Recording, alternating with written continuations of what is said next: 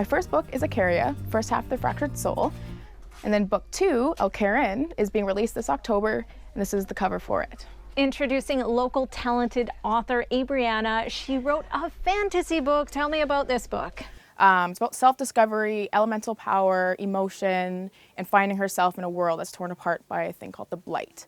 And that's my play on kind of the concept of global warming, but in a fantasy setting, and finding yourself as a woman in a world that doesn't know how to take you. If you were to compare it to a movie out there, what would it be? It's not as dark as Game of Thrones, but the angles and the fantasy and the outfits and the beautiful direction, all that kind of fun stuff. But for like story-wise, I'd say Lord of the Rings. A new power is rising. Akairya is a lost soul. She was orphaned at a young age, and she's half elf, so she's not used to being welcomed by society.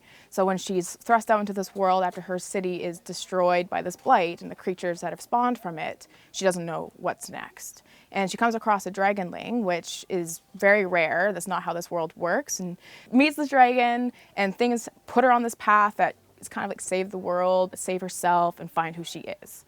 I brought 2 paintings today that are my covers that were done by a good friend of mine and a very talented local artist named Kayla Schultz. Both are very thematically correct for the book. She just nailed it. It's so good.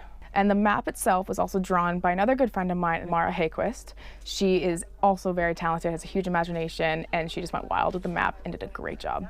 Tons of talented writers out here, but sometimes they never quite get that book out there. My #1 advice that helped me as well was write every day. Doesn't have to be good, doesn't have to be bad, just get it out.